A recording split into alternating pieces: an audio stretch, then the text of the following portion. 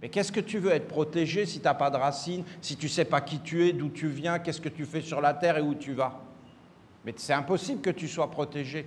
Tu n'auras même pas de discernement. Comment tu veux être protégé si tu n'as pas de discernement, si tu es mal éduqué? Comment tu peux le faire? C'est pas possible. Si tu ne peux plus regarder, si tu ne peux plus prendre du recul, si tu ne sais pas dire oui et non, si tu ne connais pas le monde dans lequel tu es, si tu ne connais pas les forces, les influences, qu'est-ce que tu es venu faire sur la terre? Oui, mais comment savoir ça? Ben, il me semble que c'est le savoir le plus essentiel. Hein. Les humains, eux, ils cherchent des savoirs étranges. Et ils mettent des forces colossales là-dedans, mais colossales, de financement, de recherche.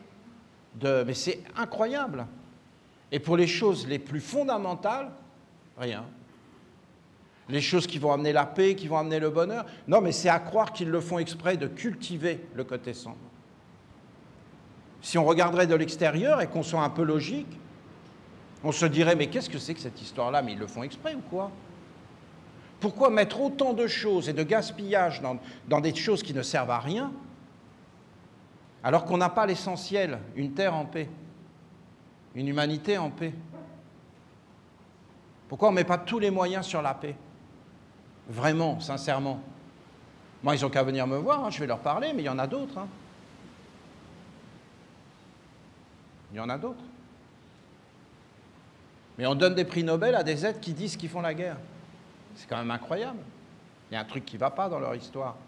Ils sont totalement possédés, c'est tout. C'est aussi simple que ça. Ils ne mangent plus avec la maman. Ils sont dans leur monde d'illusion.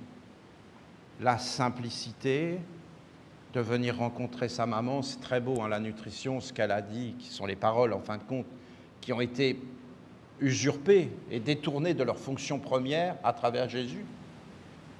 Et on a cru réellement que c'était le corps de Jésus, que même quand ils sont venus ici, ils ne le disaient pas. Parce qu'il y avait certaines peuplades qui mangeaient des humains, ils se sont dit, s'ils voient que notre religion c'est la même chose, ça ne va pas passer. Et qu'ils mangent le corps de leur Dieu, qu'ils ont crucifié eux-mêmes, ils les prenaient pour des fous. N'importe quelle personne qui est censée, il voit des gens. C'est parce qu'il y a une histoire qui a été racontée pendant des siècles qu'on avale de telles choses. Sinon, on se dit, mais qu'est-ce que c'est que cette histoire? De quoi il nous parle? Et en réalité, elle parlait de la grande maman. Et d'être avec elle dans la communion, le partage, l'alliance. Et ce qu'elle a dit, le placenta à l'intérieur, et la racine. Et qu'on est venu sur la terre, non pas pour vivre sur la terre, mais en fin de compte, pour y accomplir une mission et une œuvre. Et qu'on porte un nom, qu'on porte une dignité, et qu'on est beaucoup plus grand. Mais pour avoir ces choses, il faut avoir des corps, et après des sens et des perceptions, pour en fin de compte se rappeler qui on est, d'où on vient, et quelle est cette racine, et quelle est cette fonction, et qu'est-ce que tu dois faire sur la terre. Il y a une grande continuité dans tout ce qu'elle dit. Il y a une grande continuité. Il y a comme tout un monde qui apparaît, elle veut nous dire quelque chose à travers une multitude d'enseignements. Elle nous parle d'une seule chose.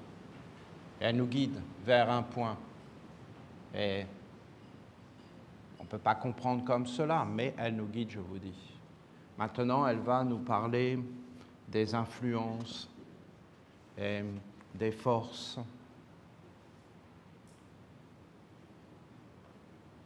Justement, qui nous constituent.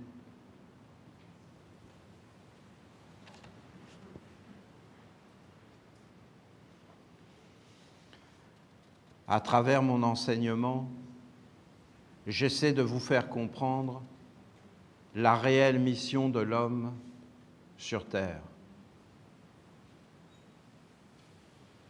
L'homme vit au milieu de la création et il est placé sur terre comme une antenne qui est capable de recevoir les influences des astres et de les émettre autour de lui, de les retransmettre, modifier en fonction de son lieu de naissance, de son hérédité et de sa culture. fin de compte, elle dit que nous sommes comme les animaux, comme les plantes, comme les pierres, et que nous sommes, quelque part, nous faisons partie du cosmos et de la Terre, et qu'en réalité, nous avons une mission de transformateur, de faire passer des forces, et nous participons, en fin de compte, à la planète. C'est quelque chose de très mécanique, de très... parce que les humains se font des idées.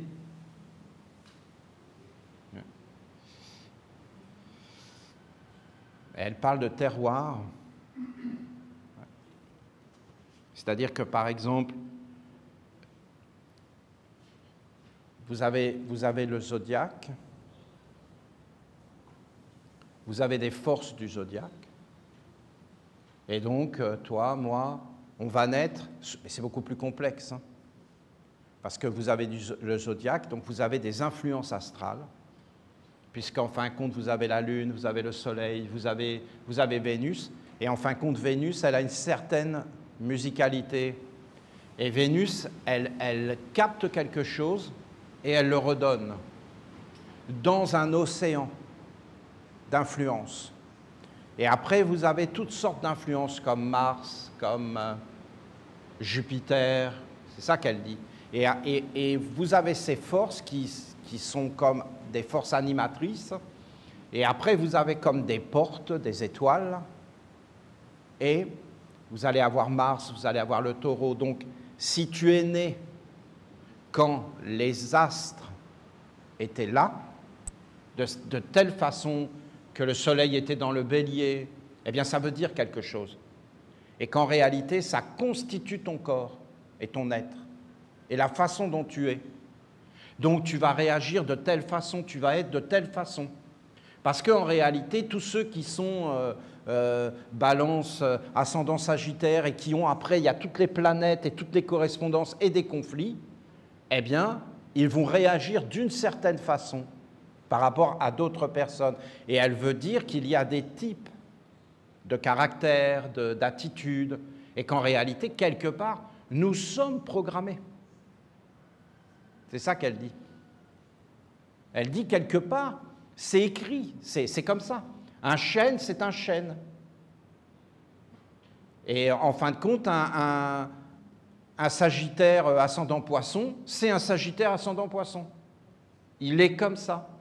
Il est comme ça à cause des influences astrales, des astres, des influences des planètes, des constellations.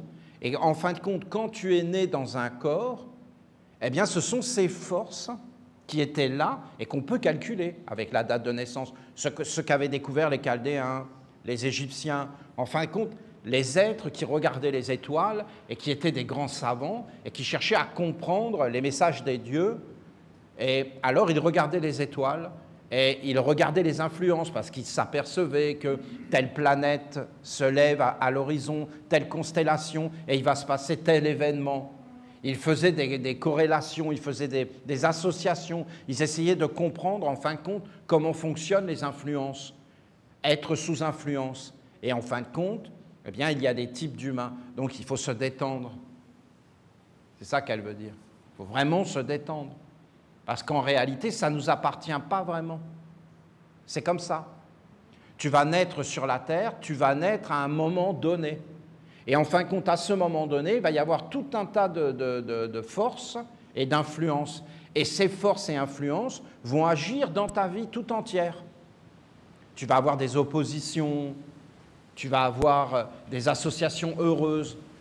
Et en fin de compte, tu vas rencontrer ça tout le temps, jusqu'au moment où tu le vois, parce que il y a deux chemins, en fin de compte. Soit tu deviens conscient des choses par l'étude et tu t'en aperçois, et alors tu peux essayer de contrecarrer et de faire apparaître le côté positif. Mais en réalité, ce sont des influences, tu ne peux pas faire autrement. Alors elle dit, il y a ces influences qui sont des influences cosmiques, et il y a le lieu de naissance. Ton hérédité, donc ta famille, et la culture. La Chine communiste. Tu es né en Chine communiste. Ben, tu t'imagines l'ambiance?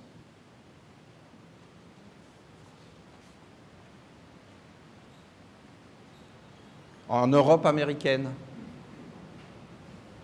L'Europe est sous influence. Vous comprenez d'être sous influence? Sous influence américaine. Tu es sous influence. Et quand tu nais dans ce pays te constitue. Voilà ce qu'elle dit. C'est une question de terroir, d'atmosphère, de culture. Donc tu reçois une certaine culture. Donc en fin de compte, cette culture va former tes yeux, ton cœur, tes sentiments, ta perception, ta façon de te comporter, de réagir. Et toi, tu crois que c'est toi. Mais en fin de compte, tu ne sais pas qui tu es. C'est juste que tu es né dans un corps, que tu as une fonctionnalité que tu ne connais pas, parce que personne ne te dit c'est quoi cette fonctionnalité. La culture, ça sert à quoi? Après, vous avez des astres. Je vous dis, si tu regardes ton corps de terre, tu vas voir le système solaire à l'intérieur. Tu vas voir des influences, des organes justement qui viennent de Vénus, qui viennent de Mars. Et nos anciens savaient ces choses-là. Et même dans les jours de la semaine, et même dans l'année. Et tout ce qui nous constitue, tout comment on calcule le temps, comment on se repère, tout ça vient en fin de compte de ces calculs des astres. Nous n'avons absolument rien inventé. Nous avons observé et regardé et en fin de compte fait apparaître une science que nous avons perdue. Parce que nous avons perdu cette science, c'est sûr. Nous ne connaissons plus. Mais les anciens savaient lire dans les mains. Et dans les mains, vous aviez des doigts qui étaient liés avec des planètes, des parties des mains. Comment ils faisaient pour savoir tout ça? C'est parce qu'ils étaient beaucoup plus dans ce savoir instinctif, naturel, et en fin de compte, ils comprenaient des choses, qu'il y avait des correspondances. Aujourd'hui, c'est incroyable comment cette science n'existe plus. Et qu'on est en train de perdre cette sensibilité qu'en réalité, nous sommes des êtres du cosmos. Nous vivons avec le cosmos, avec les étoiles. Nous sommes cosmiques. Notre création, notre être vient du cosmos, vient des étoiles. Nous ne sommes pas séparés de Vénus, de Mars, de Jupiter, de Saturne. Ce n'est pas des choses qui sont loin de nous. On peut très bien vivre sans ces choses-là. Mais quand on commence à aller vers le Père, vers les mystères, vers le savoir, en réalité, on doit savoir qui nous oriente et qui nous dirige, et on doit commencer à s'observer et savoir qui nous anime. Si tu as tel trait de caractère, si tu as telle tendance, tu dis « j'ai telle tendance », mais en réalité, si tu parles avec la science du cosmos, tu vas dire « voilà, j'ai Vénus, ascendant… Alors, est-ce que c'est toi? Parce que tu as été imprimé. Tu es de la matière imprimée. Mais ce n'est pas toi. Alors, tu es qui? C'est ça qu'elle veut dire. Ah oui, mais j'ai tel défaut. Oui, mais tu ne sais pas d'où il vient parce qu'il y a une hérédité. Et il y a une culture. Ah non, la culture, c'est rien. Je suis né là, donc c'est normal. Mais non, c'est que tu subis une culture. Tu es né là ou tu es né ailleurs et tu n'as pas du tout la même vision du monde. Les Inuits, ils n'ont pas du tout la même vision du monde. Hein. Pas du tout. Et toi, tu vas chez les Inuits, t'enduire de graisse de phoque, c'est pas forcément le plaisir absolu. Mais alors que lui, il prend son pied de dingue. Donc, en fin de compte, c'est des choses complètement différentes qui viennent en réalité de ces choses. Et il y a une part de l'homme. Mais quelle est la part de l'homme? Puisqu'il y a des mondes. Et dans l'hérédité, vous avez des esprits, vous avez des génies, donc des mémoires. Donc ça veut dire des choses qui ont existé il y a très très longtemps et qui n'ont pas de corps à part le fait d'avoir existé, comme par exemple une guerre. Si une guerre a existé, elle a automatiquement engendré des esprits, des génies et des égrégores. Si on n'en est pas conscient, comment on fait pour empêcher ces esprits de vouloir reproduire ce qui les a nourris et les a mis au monde? Mais c'est profondément négatif pour toi, mais pas pour eux. C'est la source de leur existence.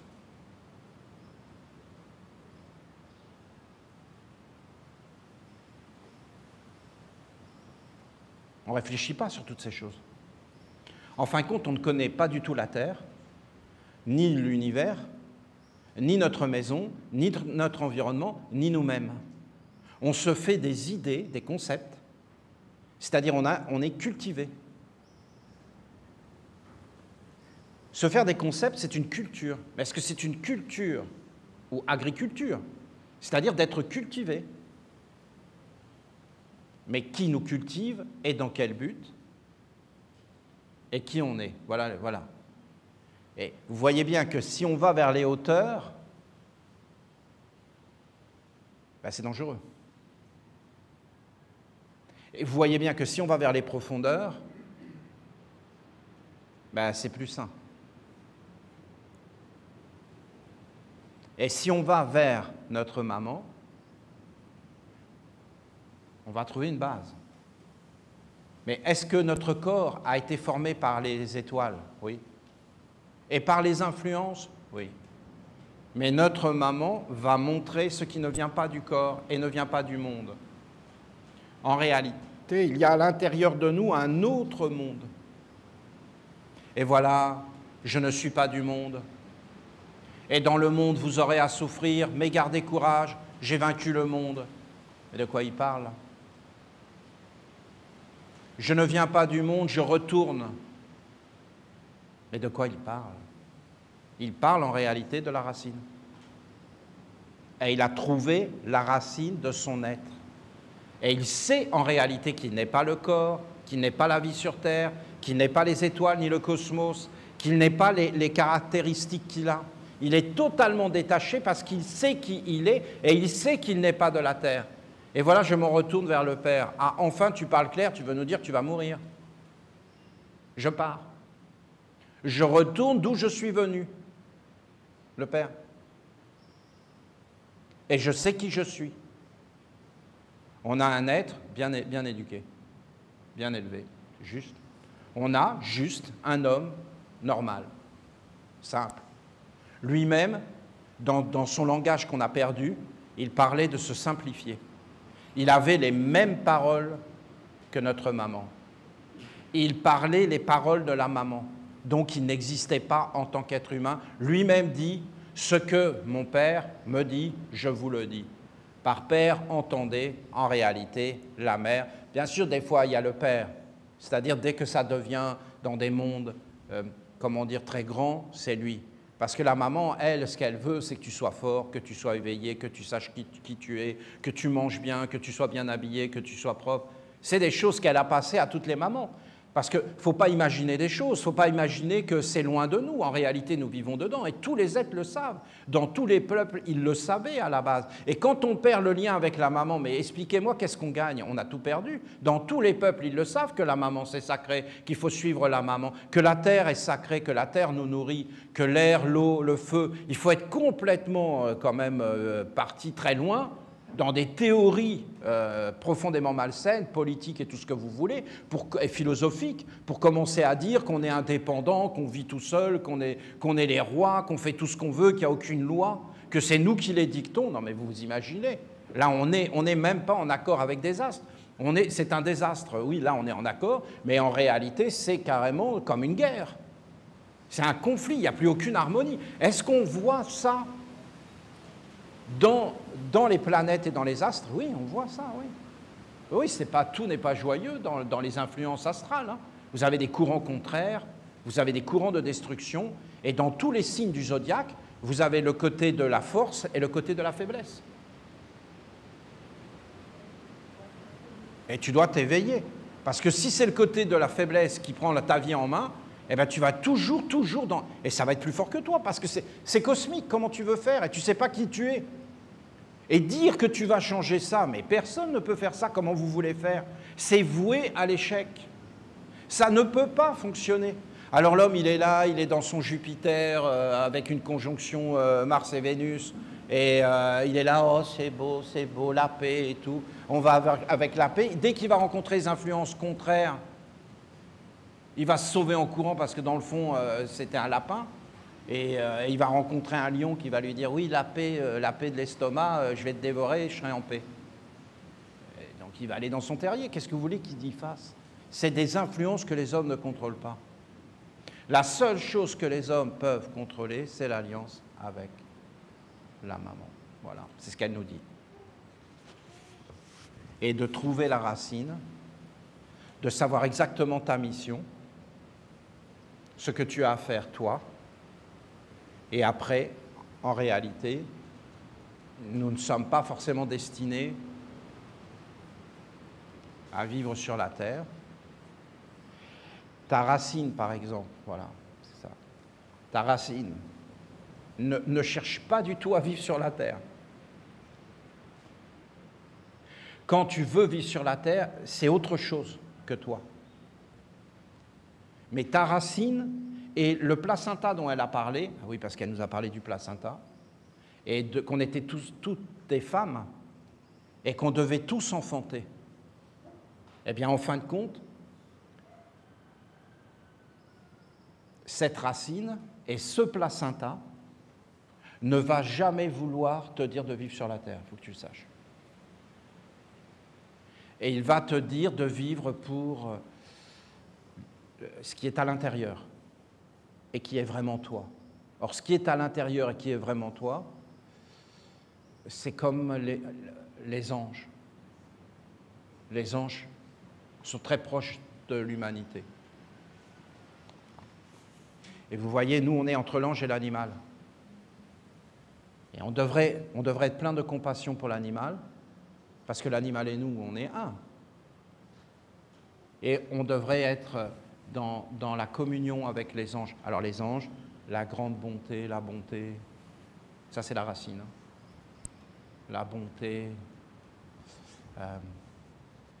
la sagesse, parce que la racine, c'est une racine d'un autre monde, qui n'est pas dépendant ni du cosmos matériel, ni de la culture, ni du territoire.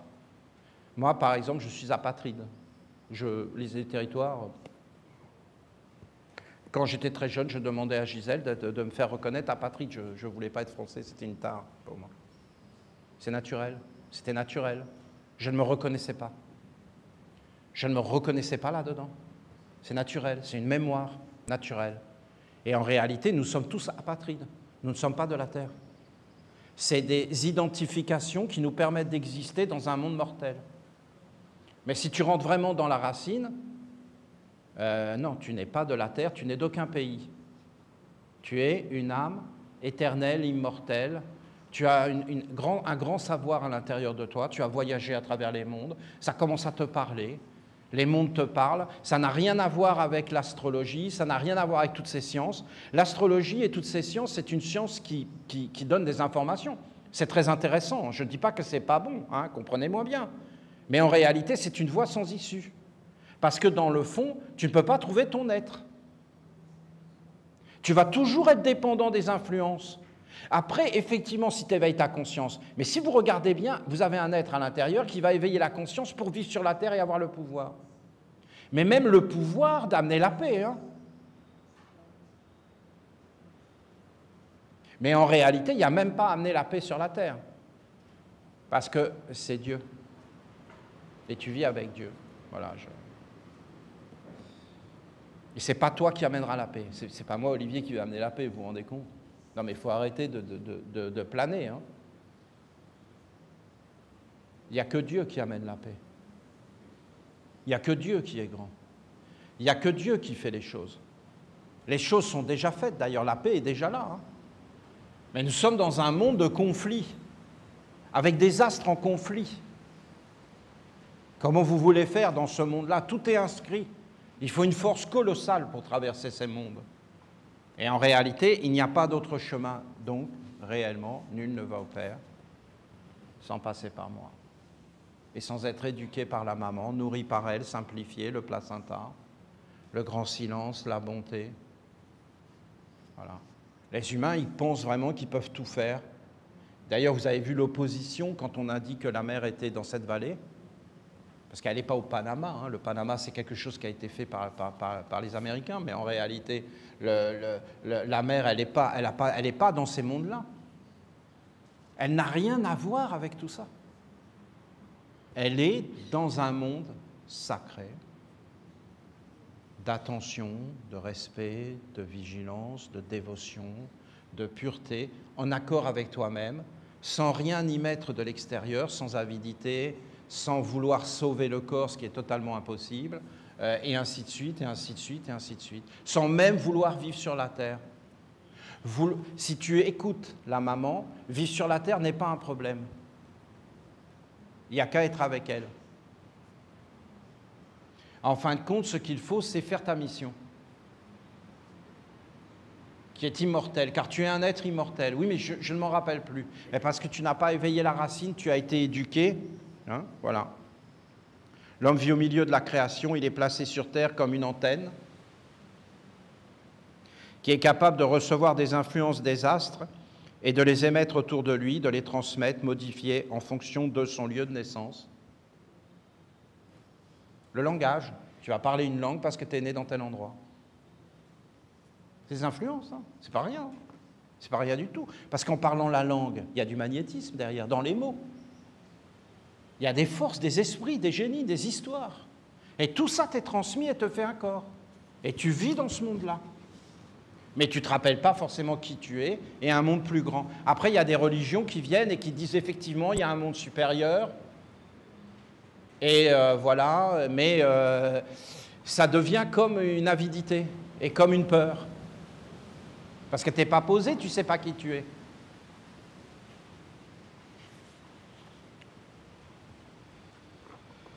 Comprenez que les hommes sont relativement tous les mêmes et que leur spécificité vient des influences de territoire, de lignée et d'éducation culturelle. Vous prenez un Sagittaire ascendant Bélier tibétain et américain, c'est le même. Sauf qu'il y en a un, il est tibétain et l'autre, il est américain. Ben, c'est quand même pas rien. Donc c'est puissant. Hein. Vous avez vu comment c'est puissant? Ben, je sais qu'on ne parle jamais de toutes ces choses-là. En réalité, on est en train de... Pour moi, dans mon cœur, hein, je vous le dis, hein, ce n'est pas mon intention, hein, c'est terrible. Hein. Mais on parle de christianisme originel et authentique. Mais ce n'est pas mon intention, parce que le christianisme n'a rien à voir là-dedans.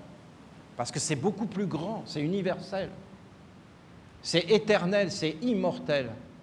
Ce sont des enseignements quand tu rencontres la mer. Mais il faut reconnaître qu'à l'éclairage de cette rencontre, il est certain que Jésus était avec la mer.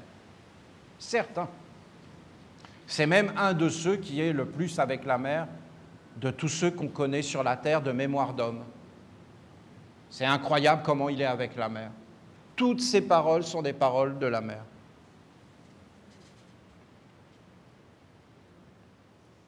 Donc les hommes sont tous les mêmes mécaniquement.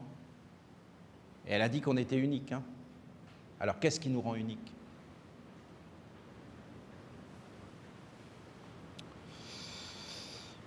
Les influences astrales sont fondamentales. Et si vous étudiez des hommes nés avec les mêmes configurations, vous apercevrez qu'ils ont les mêmes particularités, les mêmes traits de caractère, les mêmes tendances. Après, la culture agit sur les sens, le développement des sens, et va mettre en avant certains aspects de goût, de préférence, d'habitude, en matière vestimentaire, et ainsi de suite. Hein. Je n'ai pas développé, mais vous voyez aujourd'hui la volonté d'une certaine intelligence, d'une normalisation et d'un nivellement. Le fait aussi qu'il y ait des enregistrements est assez choquant et surprenant. Parce que vous regardez, si vous regardez des enregistrements, et maintenant nous commençons à avoir des enregistrements, ben c'est troublant. Parce que vous voyez que c'est toujours les mêmes personnes. les mêmes types de personnes, qui vont être une grande star, un être adulé. C'est le même visage, c'est toujours le même être qui revient. Et c'est des types, des caractères, et ils le savent. Parce qu'eux, ce qu'ils veulent, c'est rendre les humains dingues. Parce que s'ils rendent les humains dingues, ils ont le pouvoir absolu. Donc ils cherchent qu'est-ce qui va agir. Ça devient vraiment dangereux comme attitude, vous ne trouvez pas? Ça veut dire qu'ils considèrent qu'on est quoi, les humains? Vous vous rendez compte? Et ils font des tests aussi, de réaction. Comment ils vont réagir face à telle annonce? Ils font des expériences. Par exemple, on leur dit qu'on a été sur la Lune, c'est impossible, ils y croient tous. Et ils font des tests, des analyses. Jusqu'à quel point on peut faire croire des choses? Jusqu'à quel point on peut les faire déplacer? Jusqu'à quel point on peut les maîtriser? Comment on fait? Comment on rend un être dépendant? Comment on a servi un être?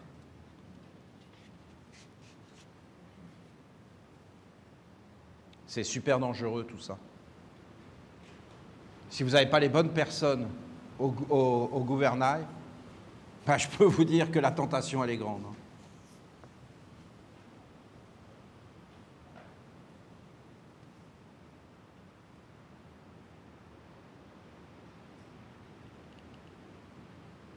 Moi, c'est simple, je peux vous dire, le blouson de cuir noir perfecto va être à la mode.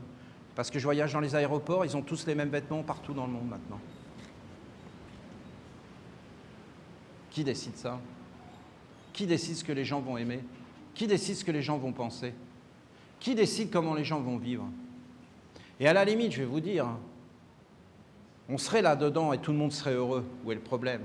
Mais quand vous réfléchissez bien, vous voyez que c'est impossible, parce que déjà, dans ces configurations astrales, il y a la guerre. Et c'est bien la preuve qu'il est impossible de vivre dans ce monde. Et Jésus lui-même l'a dit, dans ce monde, vous aurez à souffrir, mais gardez courage, j'ai vaincu le monde.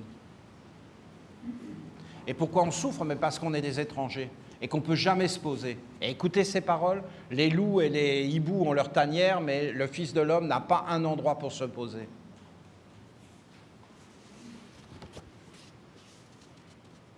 Ça en dit long.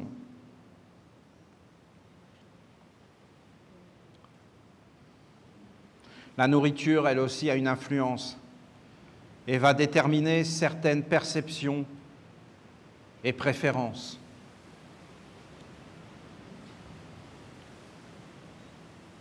Toutes ces influences et modes d'existence ne vous appartiennent pas réellement, car vous êtes impressionné par ces mondes. Vous ne pouvez pas les choisir, et bien souvent vous les subissez inconsciemment. Ce sont des influences magiques, subtiles, créatrices, dans le sens de non visible. Parce que le visible, il faut bien qu'il soit impressionné, mais par qui? Mais par l'invisible. Et qui bouge le visible? Mais l'invisible.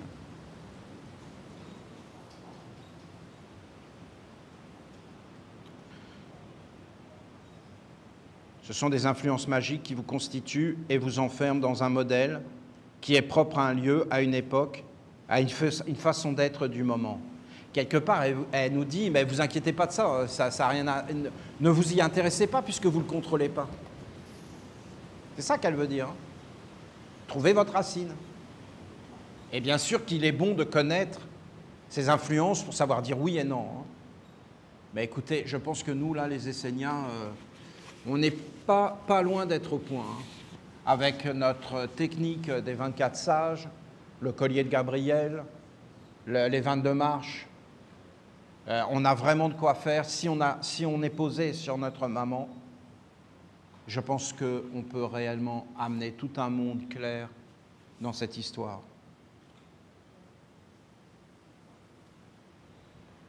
C'est propre à un lieu, à une époque, à une façon d'être du moment. Les hommes entre eux peuvent discerner des différences, mais d'un point de vue supérieur, il n'y en a pas vraiment, et tous les hommes se ressemblent et sont bâtis sur le même modèle.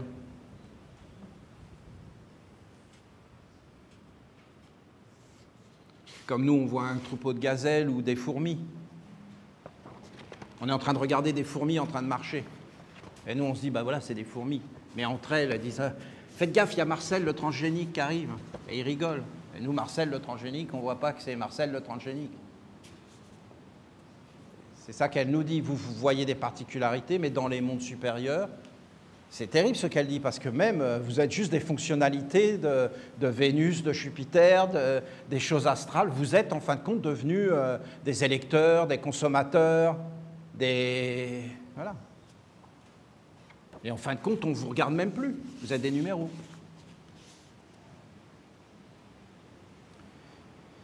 Est-ce que vous pouvez vous éveiller et devenir capable de maîtriser ces influences pour les orienter en conscience vers une transformation ?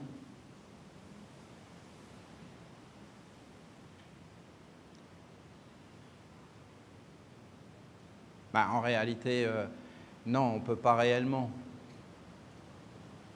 Parce que comment vous voulez qu'on change le cosmos? Comment vous voulez qu'on change les influences cosmiques?